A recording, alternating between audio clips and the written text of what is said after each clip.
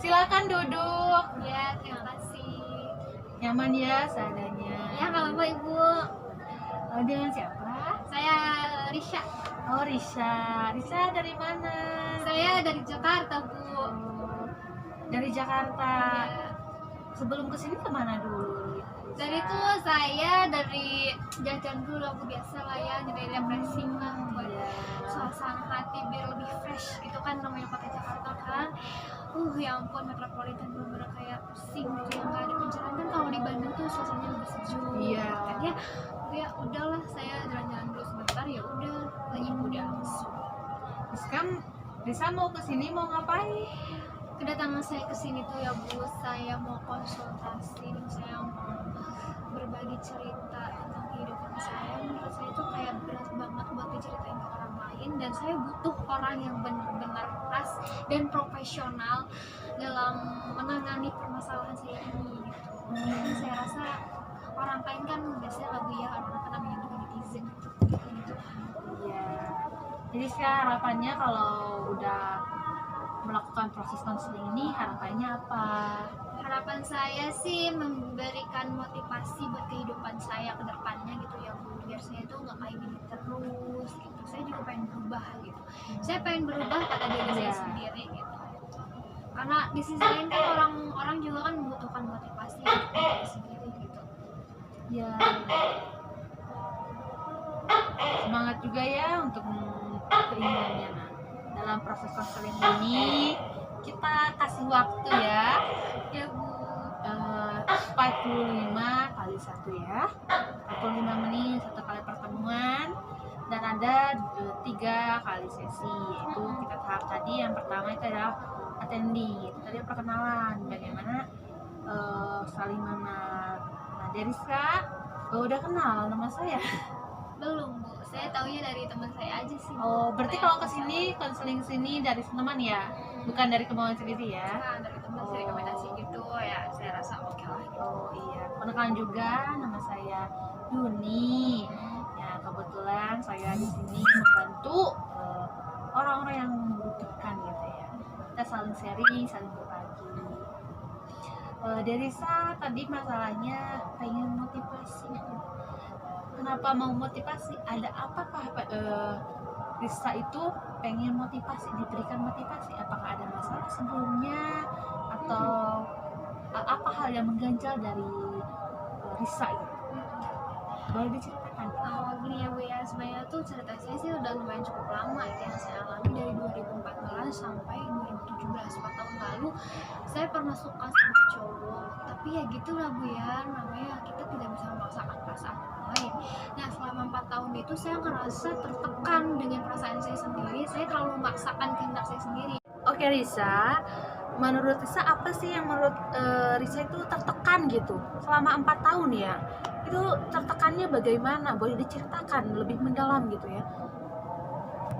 Saya tertekan selama 4 tahun itu dari 2014-17 tuh karena saya ngerasa saya tuh gimana ya, secara nggak langsung tuh dia tidak menghargai perasaan saya, dan dia tuh kayak menjatuhkan saya secara apa ya namanya tuh, secara personal gitu ke teman-teman saya, karena dia juga teman dekat dari teman saya gitu Bu, karena kan saya juga istilahnya anak-anak zaman sekarang lah ya, kayak ngegeng gitu ya, cowok sama cewek biasa gitu.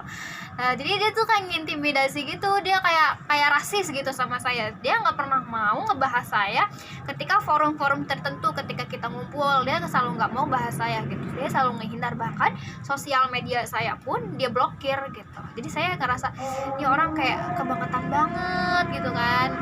Jadi menurut Risa itu Dean ya, tadi sebutan sih Risa merasa tertekan karena lelaki yang Risa suka itu melakukan tindakan-tindakan yang membuat hati Risa tuh merasa sakit hati ya. Iya, sakit hati sih. Iya. Oke, kita akan melakukan sebuah teknik kursi kosong ya Risa.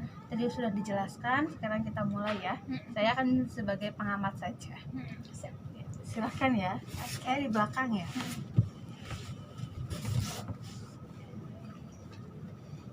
Bisa sekalian boleh langsung dimulai. Oke. Kenapa sih kamu tuh kayak gitu sama aku? Dasarnya kamu ngeboikot aku, ngerasis banget sama aku. Dari awal sampai akhir nggak ada penjelasan apapun. Bahkan aku nggak sempet ngomong pun kamu udah jahat banget sama aku gitu. Nggak welcome, nggak ramah gitu. Menunjukkan seolah-olah sifat kamu memang seperti itu. Jelas sekarang aku udah pusing, nggak tahu harus gimana. Serahlah, yang jelas dalam hidup aku ini yang pertama kali aku hancur gara-gara kamu. Boleh Risa sekarang jadi posisi cowok yang disukai.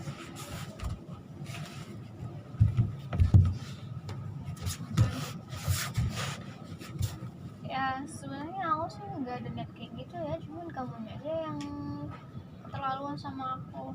Aku juga ngerasa nggak nyaman kalau kamu kayak gitu terus gitu. Lebih baik aku menghindar dari awal dibandingin aku harus seolah-olah ramah sama kamu, baik sama kamu. Pada dasarnya aku emang nggak ada apa-apa sama kamu tuh. Ya jadi sekarang ya udah, kamu lanjutin hidup kamu, hidup saya gitu. Jadi kita masing-masing aja gitu. Sekarang pun kita udah dewasa gitu, kita bisa ngambil keputusan masing-masing lah gitu. Gak usah dipikirin lagi gitu. Aku udah maafin kamu juga udah maafin aku, ya udah sekarang clear gitu. Gak ada urusan lagi gitu, gak usah diungkit-ungkit lagi gitu. Walaupun kita juga masih sama gitu lingkupnya, kita masih satu instansi dulunya gitu. Jadi orang nggak akan pernah lupa kita tuh satu instansi gitu. Jadi ya udah gitu, kamu aku gitu aja, udah selesai. Sekarang Risa pengen ungkapin apa yang memang unek paling dalam banget buat dia keluarin biar lega gitu. Oh ya udah, kalau kayak gitu kamu maunya gitu, aku sih nggak masalah. Emang prinsip aku juga kayak gitu. Aku masing-masing, aku di mana, kamu di mana. Sekarang pun aku di luar kota gitu, nggak satu kota sama kamu. Bahkan Allah pun tahu gitu, kamu emang menyakitkan buat aku gitu. Ya udah sekarang aku tuh pengen kamu nggak usah terlalu ngebatasin komunikasi aku. Aku cuman pengen tahu kehidupan kamu sehari-hari seperti apa, bagaimana, karena walau bagaimanapun aku masih peduli sama kamu gitu. Aku peduli kamu sekarang gimana, sama siapa gitu kan. Karena walau bagaimanapun juga aku selama 4 tahun ini aku bener-bener tulus, ikhlas, suka sama kamu tanpa ada iming-iming apapun, tanpa ada paksaan dari orang lain, yang murni pure dari diri aku gitu. Jadi walau bagaimanapun aku tetap akan jadi orang yang baik buat kamu gitu, walaupun kamu ya kayak gitu sama aku gitu. Jadi gak usah terlalu rasis juga lah gitu, komunikasi semuanya kamu blokir, seolah-olah aku tuh kayak orang yang jahat gitu, kayak hama banget buat kamu gitu kan. Ya udah sekarang buka blokiran kamu, kita anggap aku sama kamu tuh ya udah biasa saja gitu kan. Kamu senior aku gitu, aku junior kamu gitu. Ya udah kita netral aja, nggak usah lu rasis ke gue gitu. Gue udah nggak bisa lagi nih kayak gini terus sampai kapanpun. Takutnya suatu saat nanti Allah Subhanahu Wa Taala tuh ngebolak-balikin hati kamu yang awalnya benci sama aku tuh kayak suka nantinya gitu. Malah sebalik, nanti aku bakal cuek sama kamu gitu. Ya udah sekarang juga aku punya kehidupan aku sendiri, kamu juga punya kehidupan kamu sendiri. Ya udah, aku nggak masalah. Yang penting kamu jangan terlalu rasis sama aku, jangan terlalu benci sama aku, karena sebenci-bencinya orang juga akan bisa mencintai gitu. Oke, untuk tahap ini mungkin udah selesai ya. Gimana perasaannya udah mengungkapkan unek-unek yang terdalam untuk seseorang gitu? Rasa agak lebih lega sih ya Bu, tapi ngerasa kayak ini nggak pas banget gitu. Kayak saya tuh maunya tuh langsung bak langsung sama orangnya, tapi ini karena komunikasi saya diblokir sama dia, dibatasi, jadi saya nggak bisa nih ngungkapin apa yang saya rasain gitu. Oh gitu ya.